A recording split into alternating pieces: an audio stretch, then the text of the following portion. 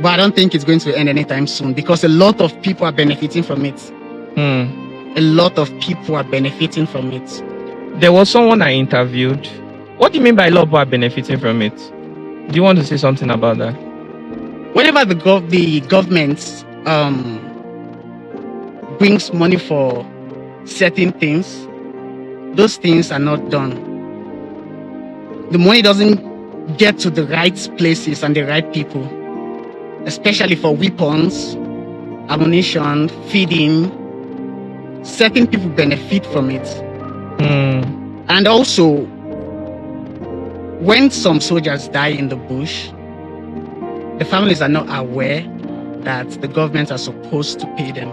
Oh, so they are supposed to pay the family? Yeah. And some of these families don't get any payment? They don't get any payment. Like how much is it? Is it supposed to? I don't know. You don't know. But they are entitled They are to... entitled. Wow. Even if you've served just one day in the army and you died in... Your family is entitled to a certain amount of money. But a lot of people are not aware. So that money is being paid. Yeah. But someone is benefiting from it. Yeah. Oh my goodness. So for some people, the whole Boko Haram thing is a means of income to them. And they'll do anything not to stop that income from coming. Because they are making so much money from it. That's crazy. Somebody I interviewed said that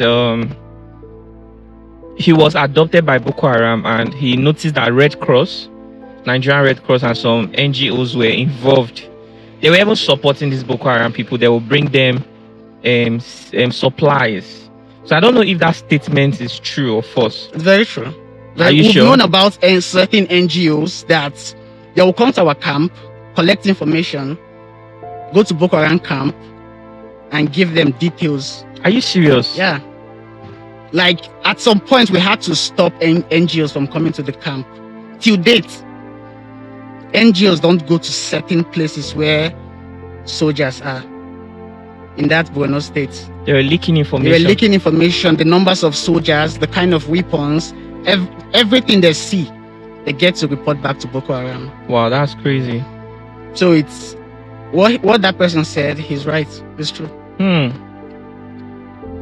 And it's possible these NGOs are making so much money too. Yeah. From this insurgency. They are making money from it too. That's why I said a lot of people are benefiting from it. A lot of people. How many of you remember Chibok girls? This guy was one of the soldiers that was sent to rescue Chibok girls when they were kidnapped by Boko Haram. And what this guy is about to reveal is going to blow your mind. This is his experience. Bro, I can't believe you're one of the soldiers that was sent to rescue Chibok girls. I am. The security situation of Nigeria, do you think it's going to get better anytime soon? Honestly speaking, I don't think it's going to get better anytime soon. Why do you say so? Because it's deeper than what we think. It's deeper than what people see. Because there are a lot of players behind the insecurity going on currently in Nigeria.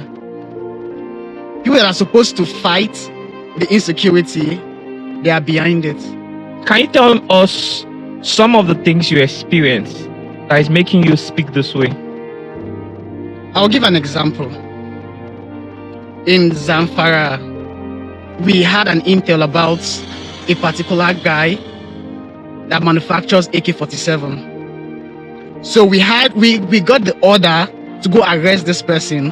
When we got to the community, we saw this man with more than 50 AK-47. Wow. He has lived almost all of his life in Russia. He knows how to manufacture weapons. So we arrested this guy, and 15 to 20 minutes later, we got a call from someone at the top, and we were ordered to release him at that spot. And not just to release him, to escort him back. So we had to let him go instantly. Wow. That is just one of the things we face, because as soldiers, we obey orders, we don't question orders. So if we're ordered to do something, we do it. If we're ordered to release somebody, we just follow the orders. I can't believe this. What are some of the other things you've experienced that has made you concluded that it will be difficult for insecurity to stop in Nigeria? You know, I've worked with some paramilitary as well. Not just the army. Like, the army is not just responsible for the insecurity in the country. Like, I've worked with paramilitaries, and I have seen a situation whereby police were called that they were robbers, that some robbers were robbing people on the highway, and they received a call not to disturb those robbers. Are you serious? Honestly, Jesus Christ, I find this hard to believe. that's why I said it's deeper than what people see or people think.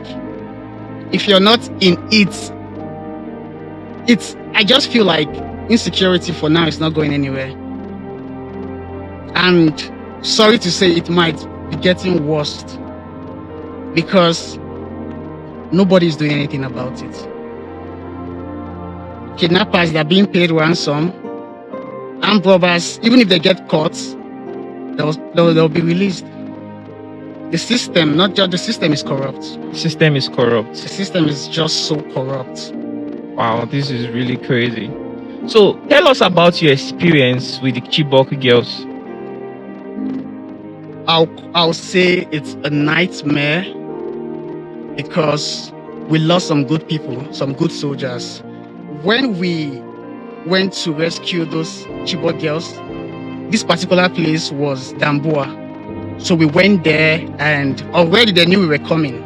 So some of them dashed, they ran away. And the ones that we met, we exchanged fire with them.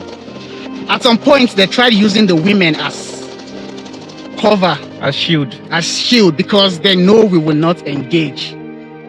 Though none of the women were killed, but the Boko Harams that we killed, surprisingly, these women were upset with us. The Chibok girls. Chibok girls, the ones we met, they were 21 in numbers. They were crying because we killed their husbands. Because some of them have kids already. Oh. Some of them, all of them are married to the Boko Haram there. Stockholm syndrome. So they were upset. They were not ready to leave that bush. They were fighting us for killing their husbands. Even when we tried forcing them inside our healers to bring them back to town, they refused. We had to apply force to bring them back. So the Chibok girls were not even interested to be rescued. They were not. They were not. It seems they were really comfortable with this. They were okay there because They had fallen in love with the bandits. I just don't understand the reason why, but we were all surprised because we came to rescue you people, but they were fighting us because we've killed their husbands. Wow, this is crazy. The army soldiers are doing a lot, but people only get to see the negative side on social media. But when it comes to Boko Haram, bandits, and the rest, we've lost so many soldiers. The civil population don't get to feel what we're feeling. The trauma And everything. the things you have to lose. Yeah. Because for every soldier that has been in Operation Lafia Dole in Borno State, once you leave that bush, you will never be the same. At some point, you become something you never thought you would be. Probably a monster, because you have to do some certain things to survive. It's either you kill or get killed. As long as you're posted to Borno State, that's just the only option you have. So you have to pull the trigger at all You times. just have to pull the trigger. At what age did you join the Nigerian army? I was barely, though the age to join the army is 18, but I was barely 17 when I joined the army because it was easier for me because I came from a military background. My dad is also a soldier. My uncle is a soldier. I have cousins, and my elder brother is also a soldier. So it was easier for me because all my life it has always been about the military. It's the only thing I know. So at the point you got involved in military combat, were you disappointed to realize that the structure is corrupt? Very disappointed. You didn't know that before now?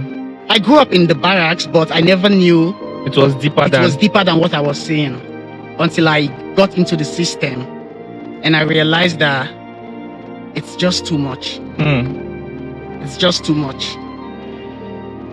I never thought that I was in secondary school when Boko Haram started their struggle. I never thought that it would last to the point that I will come and join that fight. Which I did, and till date, Boko Haram is still existing. Do you think that fight is ever going to end? I don't know. But I don't think it's going to end anytime soon because a lot of people are benefiting from it.